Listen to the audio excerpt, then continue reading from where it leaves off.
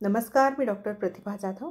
SYBA IKS प्रथम सत्र 6.2 निवडक गोष्टींच्या गुहेत 6.2 बिरबलाचे स्वर्गारोहण ही कथा आपण बघणार आहोत. बिरबलाला बादशहाच्या मर्जीतून उतरवण्यासाठी त्याचा द्वेष करणारे लोक नेहमीच काही ना काही डाव रचत असत. परंतु बिरबलापुढे त्यांची डाळ मुळीच शिजत नसे. त्यांचे सर्व डाव त्यांच्याच अंगाशी येत व त्यांची चांगलीच फटफचिती होई. एकदा बिरबलाच्या शत्रूंनी एक नवाच डाव रचला. त्या डावात बादशहाच्या मर्जीतला न्हावी जो करीम त्याला सामील करून घेतलं. त्यानंतर एक दिवस बादशहाची मर्जी पाहून त्याची दाढी घोटता घोटता करीम म्हणाला, सरकार, आपल्या पिताजींचा माझ्यावर फार लोभ होता. त्यांचं स्वर्गामध्ये कसं काय चाललं आहे हे जाणून घ्यायची मला फार इच्छा होत आहे.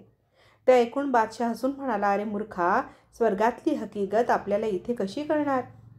सरकार, आपण स्वर्गात एखादा जासूस पाठवला तर? करीमने वस्तारा साफ करता करता विचारलं.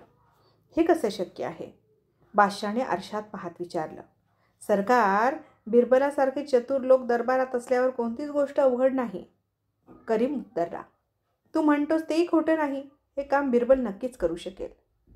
आणि बादशहाने बिरबलाला हाक मारून स्वर्गात जाऊन पिताजींची खबर आणण्याची कामगिरी त्यांच्यावर सोपवली.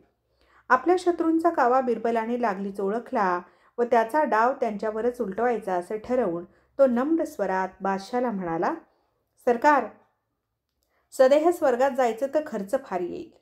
शिवाय त्यासाठी 5-6 महिन्यांचा अवधीही लागेल. काही हरकत नाही. तुला हवे तेवढे पैसे खजिनदाराकडून घेऊन जा.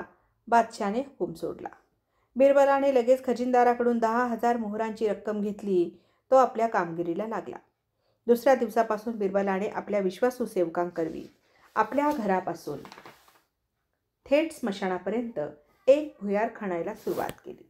थोड्याच दिवसात भुयार खणण्याचं काम संपलं. मग बिरबलाने एक चांगला मुहूर्त पाहून त्या दिवशी स्वर्गात जाण्याचा बेत जाहीर केला.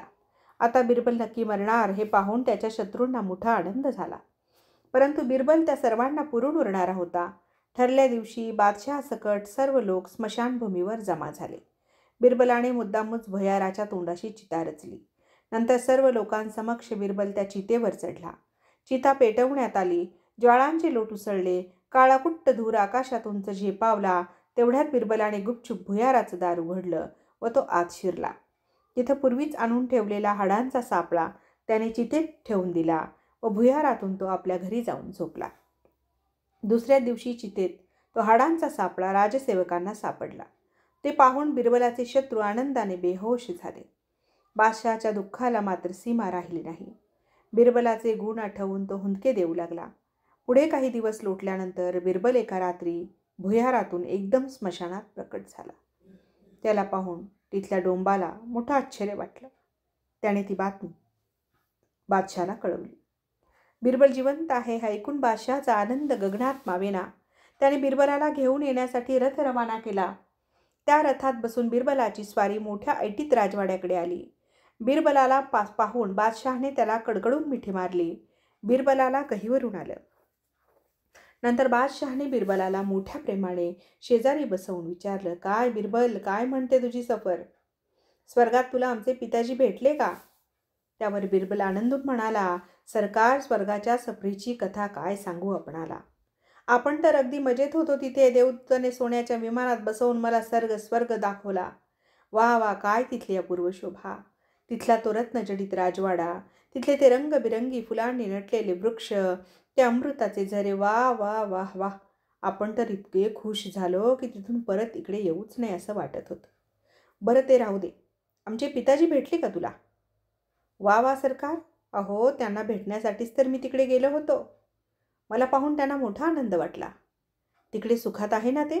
वा वा, ते काय सांगावं. स्वर्गातली सारी सुखं त्यांच्यासमोर हात जोडून उभी आहेत. पण काय? बादशाने घाबऱ्या स्वरात विचारलं. पण फक्त एकाच गोष्टीची त्यांना तिथे उणीव आहे सरकार. कोणत्या? त्यांना तिथे चांगला न्हाविकही मिळत नाही. मग? म्हणून त्यांनी आपल्याला असा निरोप दिला आहे की माझ्या करीमला इकडे ताबडतोब पाठवून द्या.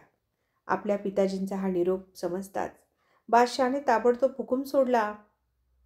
करीम न्हाव्याला आताच्या आता चितेवर जाळून स्वर्गात पाठवा. बादशहाच्या हुकुमाची अंमलबजावणी ताबडतोब झाली. करीम न्हावी प्राणास मुकला आणि बिरबलाच्या शत्रूंचा डाव त्यांच्याच अंगाशी येऊन त्यांची फटफजिती झाली.